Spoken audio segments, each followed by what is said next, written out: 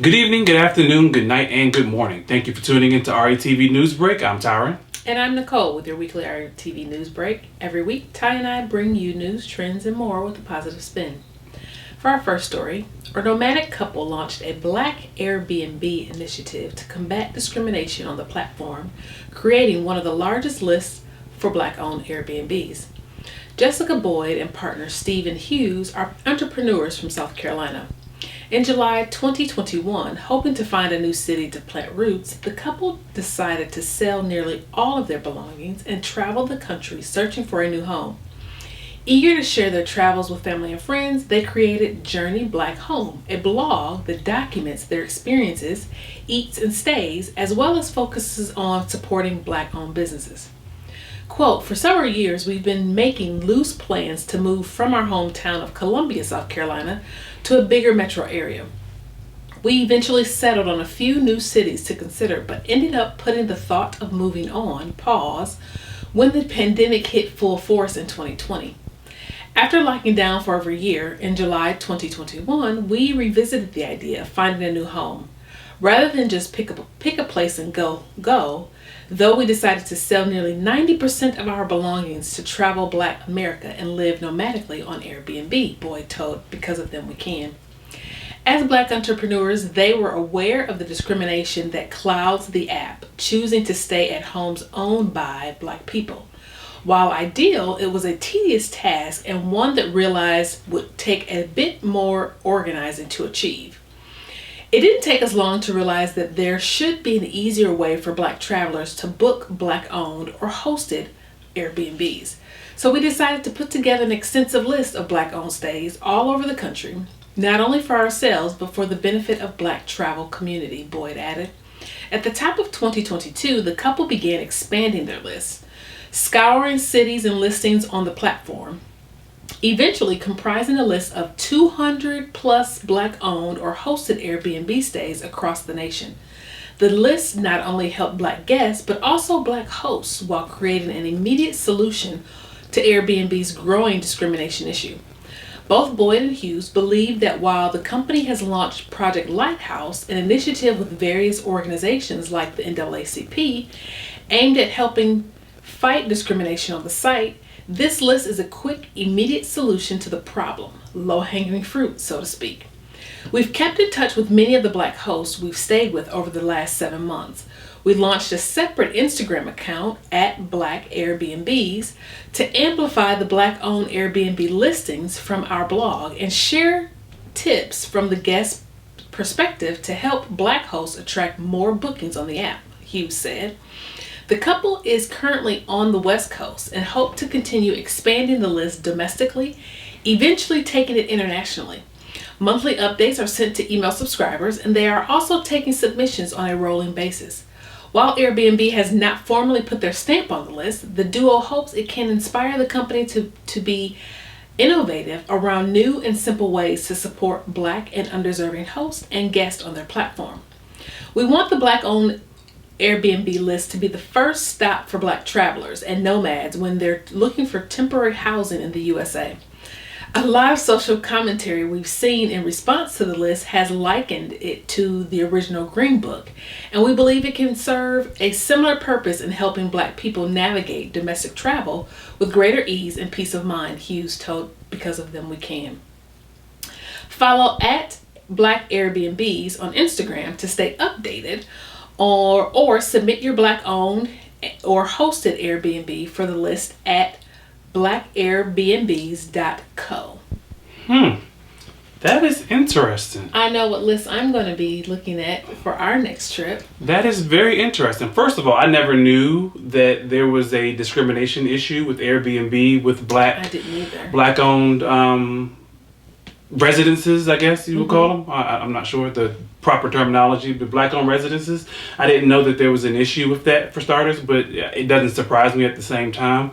But it does at the same time because, and I say that because maybe because I don't know much about the Airbnb industry behind the scenes, whether it's hosting or, so on and so forth. I've never actually went out and reserved the Airbnb for myself. I've stayed at the Airbnb, but I've never actually, I wasn't the one who actually made the reservation. But we do know some, a couple of friends who actually own Airbnb, owns an Airbnb, or a couple of them actually. And so I guess it would be kind of good to talk to them to see when you are listing your residence or listing a residence for an Airbnb, do you have to put down your ethnicity? Because I would think that you wouldn't. I would think the only way that a person would be able to tell that they're staying at a quote unquote black owned Airbnb would be if a person were to list an Airbnb in the quote unquote hood, or B, they have pictures or something listed, around the house that shows, a black family lives here. Which, from my understanding, I don't think that's allowed. I don't think you're supposed to have like pictures and stuff up around, right, to identify who you are. I think they can also notice prior to booking if the owner chooses to put their profile, a picture of themselves in their profile, because I think most of them will have like an owner description. Okay. And whatever that owner chooses to share, and I think that's another way of being able to tell. Gotcha. But with that said, it's not like you can do an easy search. Yeah, that's a picture. But apparently now you can. So you don't necessarily have to have a picture. You have Black AirBNB. I can't even say it. BlackAirBNBs.co, yes. Where you can actually go to and find, a black owned or black hosted Airbnb. I guess right now specifically on the West Coast or in the Western region of the United States. And like I said, hopefully they're looking to expand, a little bit further out to, I guess, the Central and or Midwest and Eastern, and as well as international. And I think that's pretty dope. But I always go to say as well, when it comes to business ideas, we always seem to overthink like the greatest ideas. This is a great idea, it's super simple. And I think that it can even, birth an actual app. Right, exactly. So we could, come completely off of Airbnb and just have a designated short-term, long-term rental app for black-owned. I don't know about necessarily coming completely off, because if you're having an Airbnb, what harm is it renting your Airbnb, your residence to someone not? So to be on both platforms is what I would personally. There you go. Yeah. But, we'll see what happens. Yeah. In our next story, history was made in Staten Island, New York to kick off the new month of April. On April 1st, Amazon workers in the city celebrated a major win against Jeff Bezos after voting to unionize the Amazon Staten Island warehouse, Vox reports. With the retail giant having a long history of being anti-union since its inception, there were 2,654 votes for the union and over 2,131 against, which, quote, marks for the first time, a majority of workers at an Amazon facility in the U.S. have to vote to join a union. The historic victory was led by Amazon labor union founder Chris Smalls. Following the announcement of the big milestone, the new union is working to negotiate a contract, a collective bargaining agreement with Amazon, according to the outlet. Its members will push for a minimum of $30 an hour for workers, longer breaks, and eliminating mandatory overtime outside of a few peak weeks for online shopping. Along with the wins comes the lows. Despite the win, Amazon is reportedly considering filing objections against the Amazon labor union. I quote, "We're disappointed with the outcome of the election in the Staten Island because we believe having a direct relationship with the company is best for our employees," the company said in a statement, according to the outlet. Reuters reports that 33-year-old former rapper started the movement against Amazon after leading a walkout for workers of the JFK 8 Staten Island warehouse in March 2020. The movement resulted in him being fired for violating social distancing rules. Zapolinski added fuel to the fire after stating that the New Jersey native was, quote, "not smart or articulate." In February 2022, Smalls even went on to be arrested for, quote, "repeatedly trespassing despite warnings." With the odds initially stacked against him, the tables have now turned as Smalls is a hero behind organizing Amazon's first labor union in spite of all the doubters. I quote, "It's the way we organize," he said, according to Reuters. "The way I spent every single day talking to workers, rain or shine." Talk about dedication. That is pretty dope. I have to give this young man his kudos for starters, because, and I know people were going, well, hey, how, this is RETV News. Y'all are reporting, y'all supposed to report all positive news. Well, this is a positive story in my opinion, because he went on to, working. First of all, he was a rapper. He had his rap career, but he also had his 9 to 5. So he was out there or whatever shift he worked, working over at Amazon, and decided, there's some things going on here that I just don't necessarily care for. And I'm not the only one that thinks this way. Apparently there's 2,000 and some people that obviously agree with me, and we need to unionize so that way we can come together and get our just due in our wages, our breaks, and everything else in between. So for him to end, even despite the fact that he got laid off for what I would say some bogus excuse for not social distancing, come on, let's be for real. Y'all laid him off for a completely separate reason. So I'm pretty sure it's been a ton of folks who have not done social distancing. Exactly, but he continued to press forward, even despite being laid off, to get the other workers their just due, and to wind up helping them out in the long run. So I think that is super dope that he actually went on and decided to take his time and his efforts to push forward for unionization of the Amazon plant. And I know apparently, I guess they're only doing it per plant or per facility, Amazon facility. So who knows what this will lead to for other Amazon facilities that may decide that they want to unionize as well. And Amazon honestly would probably have no choice but to agree and go with it if other facilities are doing the exact same thing. Where is this based out of? This one is out of New Jersey. Okay. So this guy's in the New Jersey, New York area.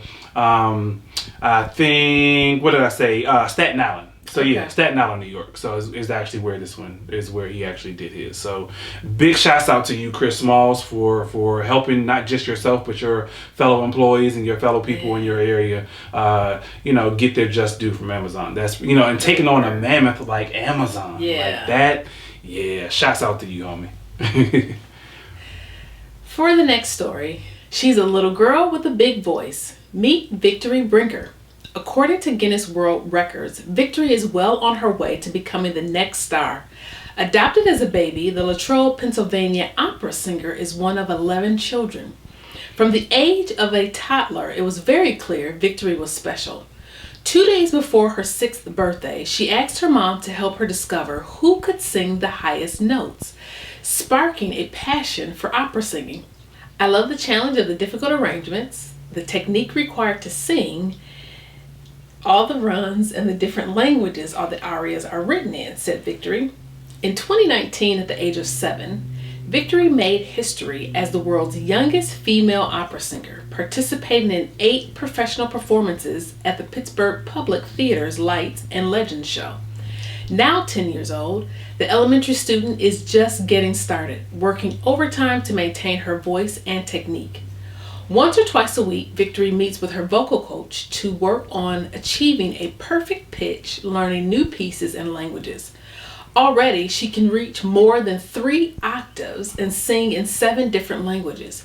She's also allots 45 minutes a day to practicing with her mom and has appeared on Italian television shows Lo Show de... Yeah, exactly. It's an Italian show. NBC's Little Big Shots, Dr. Phil Wonder Drama, became the first ever contestant to receive the Golden Buzzer on season 16 of America's Got Talent, and is a regular singer for the NBA, NFL, and MLB. My mom taught me how to sing and helps me believe I can do anything. No matter what I want to do next, she finds a way to help me to do it. She is always cheering me on, said Victory. Despite her larger-than-life talent, Victory is still a kid and says she still enjoys regular activities like swimming and playing with slime. She even admits that while her 6 brothers and 4 sisters support her, they often get tired of her practicing in the house and will find ways around it. Sometimes my siblings get a little tired of me always singing and set up my bed with a stuffed animal audience. So I will practice in my bedroom, she explained.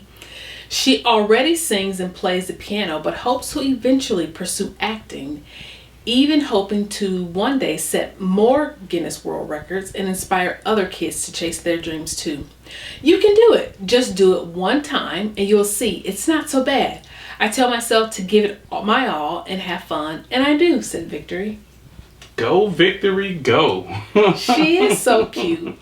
And her voice is pristine. When I say pristine, the octaves that this young girl can reach and the clarity in which she sings, it's like none other. Well, she's been singing since she was like 2. So she's had a lot of practice. She's had a lot of practice. So I mean, that's pretty dope. I mean, and obviously because she studies her craft. So, Definitely. you know, when you're passionate about something, and obviously such as she is, you know, she studies her craft to be the best that she can be, especially considering the fact that she is learning opera, which in my opinion is one of the hardest vocal things that you can actually do, because of the fact, like she said, it's the ranges in which opera is sung, for starters, and then second of all, the different languages that opera is sung in. Yeah. So that in itself are 2 completely, you know, total different challenges that, you know, she has to overcome in order to sing opera. And apparently she's mastered it to the point where, how many brothers and sisters? She got a lot of brothers and sisters. She can put on it. Yeah, they need to sit still and be her audience. They can be mad one day when she becomes, you know, what she becomes, and they can be trying to, oh, Victory, can we get, you know, tickets to your show or X, Y, and Z, this, that, and the third. So yeah, that's crazy. Yeah, I am very proud of her, and if we get a chance to show the clip, you all will see how wonderful and how professional this 10-year-old sings. It's amazing. Yeah, pretty interesting. In our final story, social media can always count on Lizzo to showcase her love for herself and all her goodness. Now, Lizzo will be able to promote body positivity and her new business venture at the same time. In the expansion of Lizzo's body positivity campaign, the Grammy Award-winning singer has officially launched an inclusive shapewear line in partnership with Fabuletics Inc. called Yitty. That sounds funny, Yitty. Releasing on April 12th, Lizzo's shapewear collection includes bodysuits, smoothing shorts, tanks, unitards, and more, Forbes reports. With shapewear being a dominating niche in fashion, Lizzo is gearing up to compete with the likes of Kim Kardashian's Skims. While Skims ranges in sizes from XXS to 5X, Lizzo's Yitty goes all the way up to 6X, as noted by Variety. She quotes, or I quote, "I've been wearing shapewear, tight pinching corsets and underwear bottoms for a very long time, since I was in the 5th or 6th grade. It was really painful, and I really felt that it shouldn't be this way. We shouldn't be ashamed of our bodies, and we shouldn't have to wear these contraptions to feel beautiful," end quote. Creating a size-inclusive line was a priority for Lizzo, in addition to making it fashionable loungewear.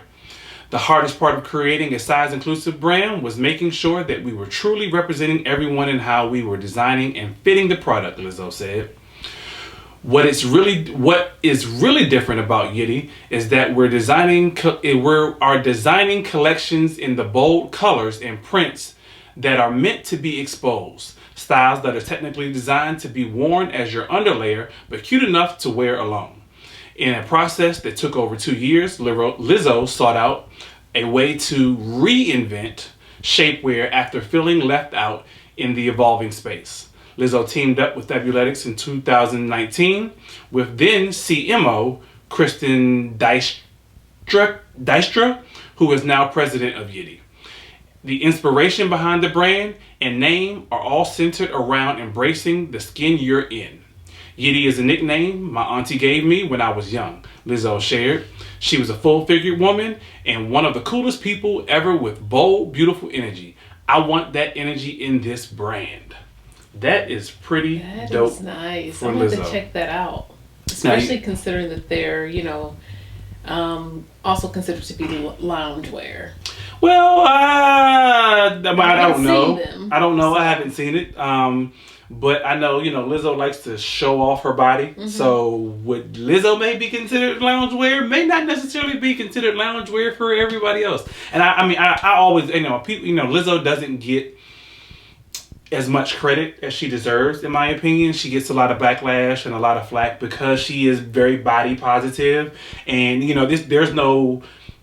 there's no hiding the fact that Lizzo is a big girl, and there's nothing wrong with her being a big girl, and she just likes to show off all of her curves, and for what she feels is sexiness. And I remember people like big people, and there's nothing wrong with that. And so she wears things outside that usually most people would not wear.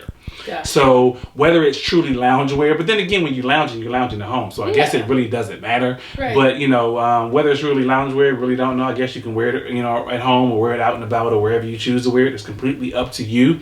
But that's what she's designing it for, and so definitely big shout out to Lizzo for again promoting body positivity, no matter what shape or size that you are, because I know people who are very small who don't like their size. I know people who are very big who don't like their size. So no matter what your body size is, you got XXS, which I didn't even know existed, to 6X.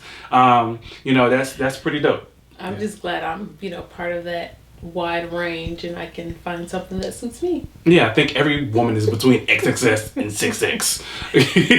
Yeah. So, but yeah, the shout out to Lizzo. We definitely have to check out, the word yitty. That's just the interesting. You can just say. That's a cute nickname. Yitty. You wearing that yitty? Nah. You know what? And you would. I would. I'd be like, yo, you wearing yitty? Anyway, we thank you for tuning in to this week's episode of RETV News Break. Be sure to subscribe to the RETV YouTube channel and Facebook pages for more great news and shows. We look forward to seeing you again next week right here in RETV. Make sure you download the RETV Roku channel app if you haven't already done so. I'm going to get Cody some tissue or something for her eye, because I don't know if y'all noticed the past couple weeks she's been doing this whole eye thing as she's been doing the news. I'm allergic to him. So we will figure, I don't know, maybe she is. Maybe she'll do it by herself going forward. But in the meantime, in between time, until then, until next week, be blessed and be great.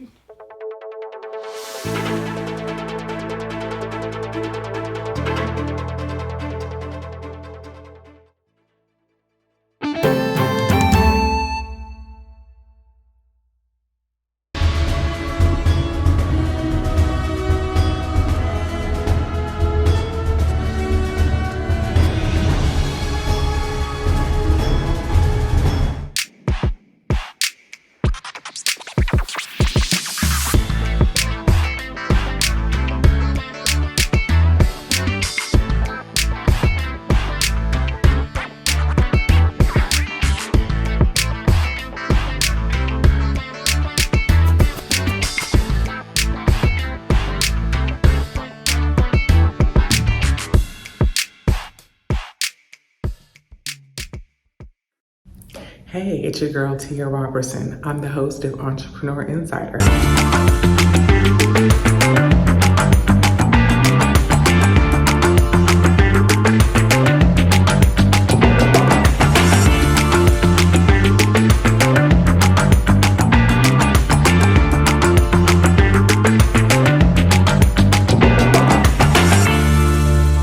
Right here on RETV. Every Thursday at 6 p.m. Eastern for entrepreneurs and news that you need to know about. See you there. Welcome to What's Going On? My name is Demita Joe. Each Wednesday, you can find me here at 3 p.m. I'll be over here discussing different things that are going on and try to bring you a boost of positivity for your week, because we all need this. We're going to share some feel-good stories. We might find a hometown hero. We may take a look at some trending topic. And sometimes we might even find a lesson in a not-so-warm and fuzzy story if we can. I'm Demita Joe, and I'll see you guys on the next episode right here on What's Going On?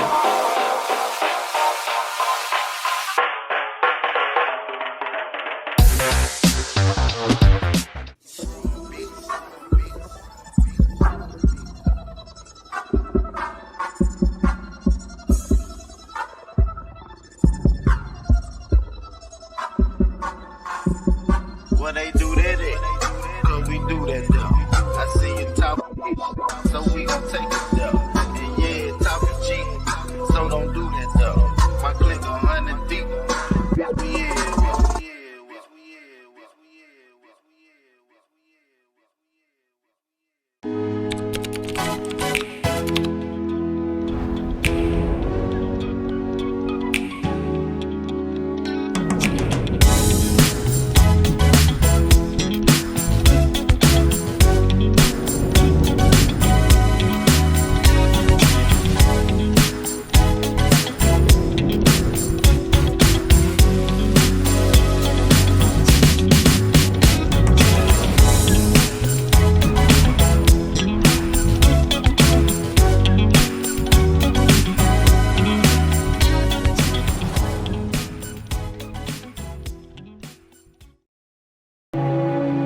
Growing up in the church, we saw a lot. Things that people refuse to talk about. The elephants in the room. Mental illness, sexual abuse, broken families, domestic violence, and so much more. The Big E, The Elephant in the Room, is a show that sheds light on these topics.